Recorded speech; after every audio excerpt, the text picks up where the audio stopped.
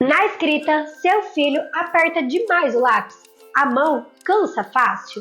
Ele reclama de dor nessa mão? Ou ele ainda fura o papel? Ou ele escreve tremido? Ou ainda ele escreve mais fraquinho? E quando isso acontece, a primeira coisa que todo mundo fala é: vamos fortalecer essa mão? Mas fortalecer essa mão cedo demais é um dos erros mais comuns. Antes da mão funcionar bem, o cérebro precisou organizar o equilíbrio, entender direita e esquerda, controlar o olhar, cruzar o corpo, organizar o movimento e separar as partes do corpo.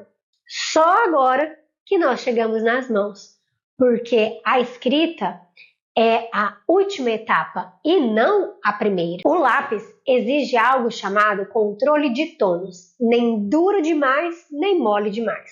Controle na medida certa. Se o cérebro ainda não controla essa força de tônus, a criança vai furar o papel ou mal vai dar pra gente ver ali o que ela escreveu ou as cores que ela usou ali naquela pintura. Então não é falta de treino, é um ajuste fino do movimento que vem no final, depois que toda a base já está organizada. É como, por exemplo, segurar um copo descartável cheio.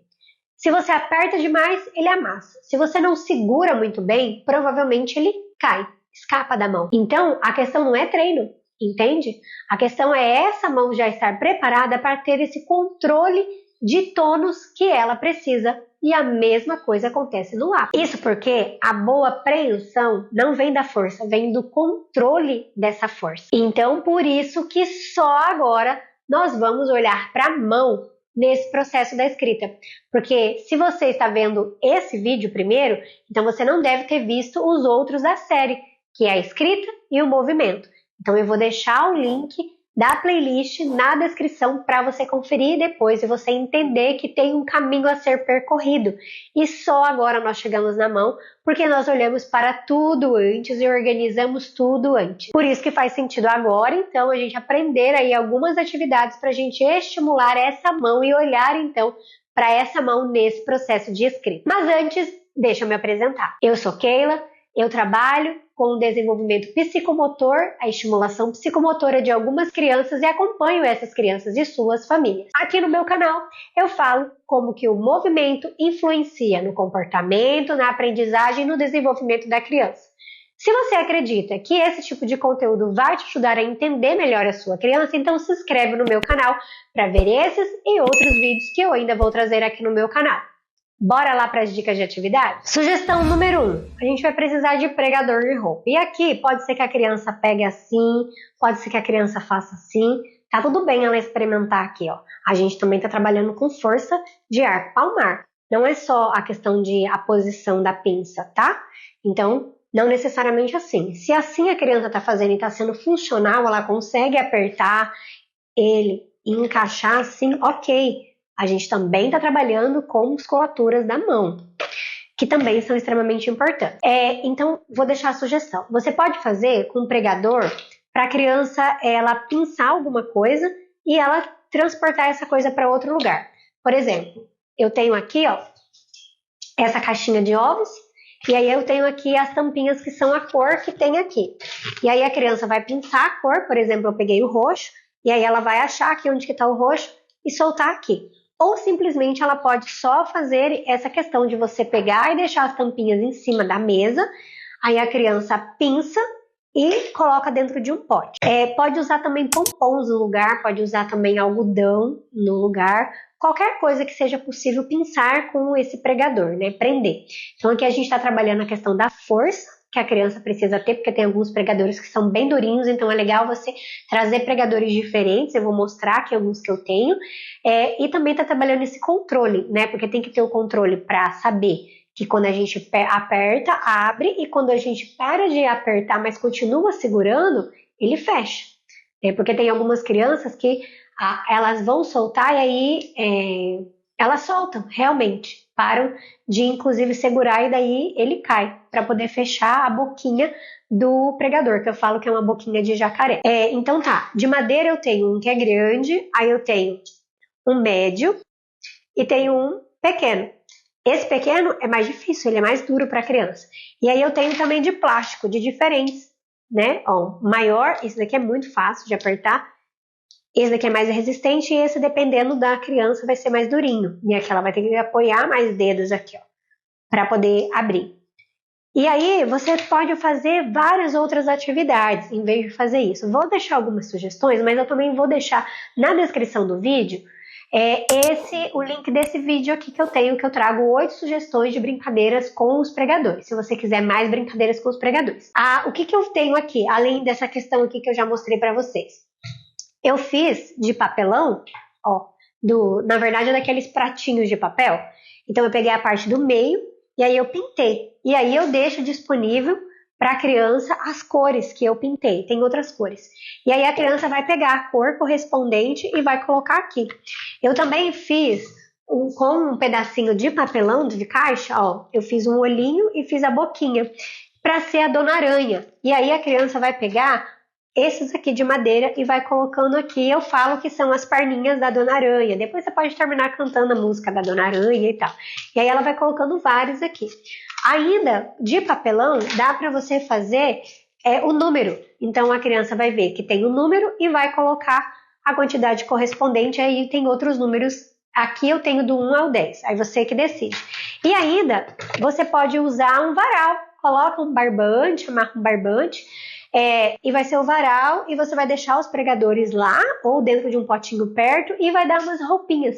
Pode ser roupinha de criança, roupa pequena, como pode ser as roupinhas das bonecas, dos bonecos, ou você pode fazer, ó, aqui ó, de EVA. Dá para você fazer algumas pecinhas de roupa, viu?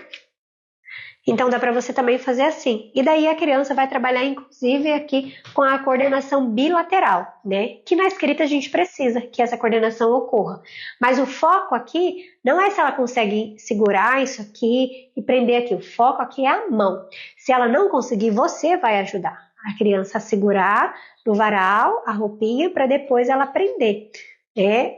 Ou você vai segurar e depois prender, porque a gente está preocupado nesse vídeo falando sobre estimulações para mão especificamente. Mas se você quiser trabalhar os dois também, tá tudo certo. Você pode demonstrar para a criança como que é para ela fazer e dar o tempo que ela precisar. E se precisar, pode dar o suporte. Aí se você quiser outras sugestões com o pregador, já sabe. Vai depois lá no link da descrição para ver o vídeo. Segunda sugestão, amassar folha de papel. E aí você pode usar uma folha sulfite, que seja um rascunho que você usou para alguma coisa e ia jogar fora, já guarda para fazer atividades assim. Ou de revista, ou de jornal. De sulfite tem uma questão, de revista tem outra, porque tem meio que uma texturinha ali em cima, de jornal tem outra. Então é legal a gente dar uma variada aí. É legal também aqui para as mãos, e aqui vai mais especificamente para os dedinhos, rasgar.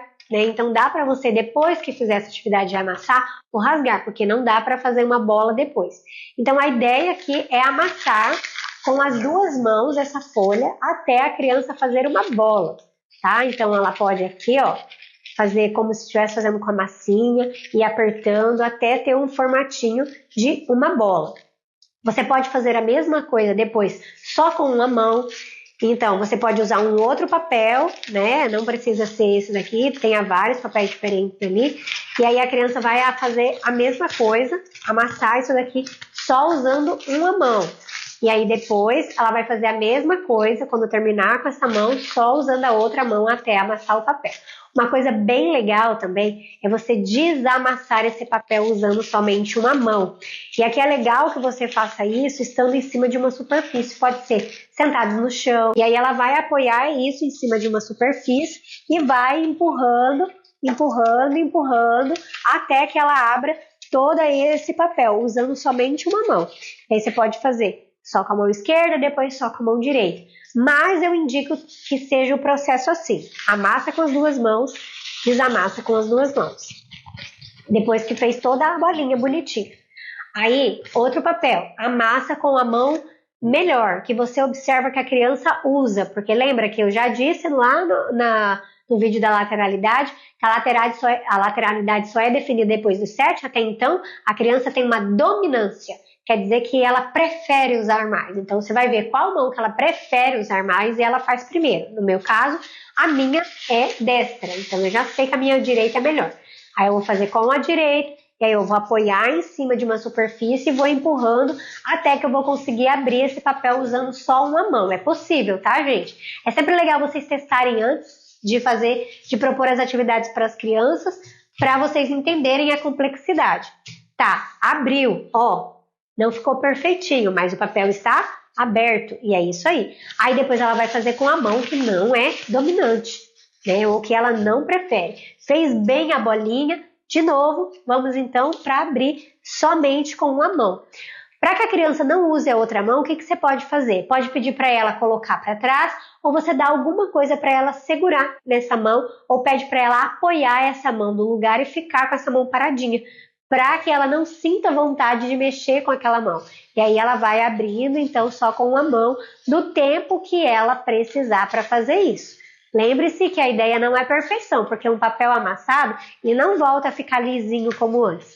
Mas a ideia é abrir o papel. E aqui a gente está trabalhando com as forças de musculaturas intrínsegas que há nessa mão da criança. E uma terceira e última sugestão que eu quero deixar é para a gente trabalhar essa questão do controle da força. Lembra que eu falei para vocês que a questão ali não é a força, que é o controle dela? E é muito difícil, então antes teste contigo. Mas é pra gente treinar essa habilidade.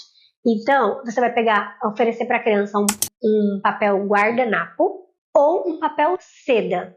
E aí a ideia é que a criança faça um desenho ali em cima. A ideia é que a criança faça esse desenho, essa pintura ali, sem rasgar esse papel. Se for difícil demais, vamos ir facilitando inicialmente. Usar a tinta é bem mais fácil.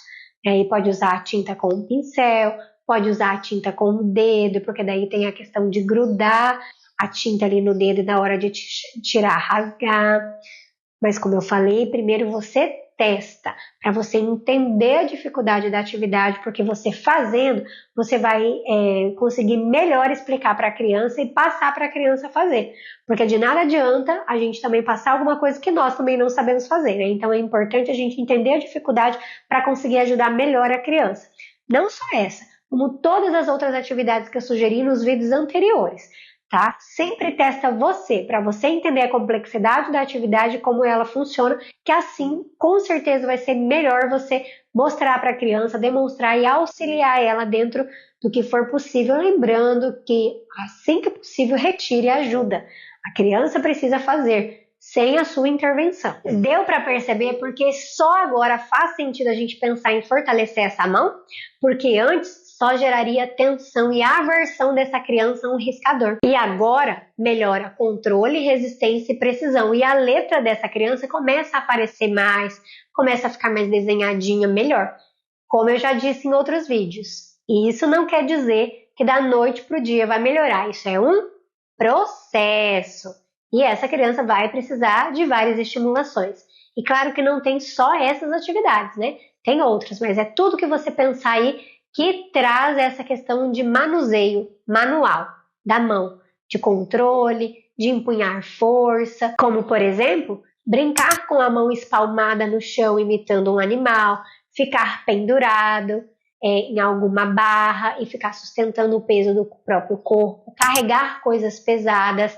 Tudo isso daí também vai fortalecer essas mãos, porque como eu falei no vídeo anterior, se não me falha a memória, a escrita não depende somente da mão, a gente tem um braço aqui por trás disso, né? Mas aqui, especificamente nesse vídeo, a gente estava falando sobre a precisão, sobre o controle que é necessário ali para aquele refinamento, né? Então, a gente já capacitou tudo antes e por isso que agora fez todo sentido a gente falar sobre isso. Eu espero que você saia desta série, se você acompanhou toda ela, senão eu estimulo muito que você acompanhe desde o primeiro, para você entender qual foi o ponto que nós trouxemos aqui.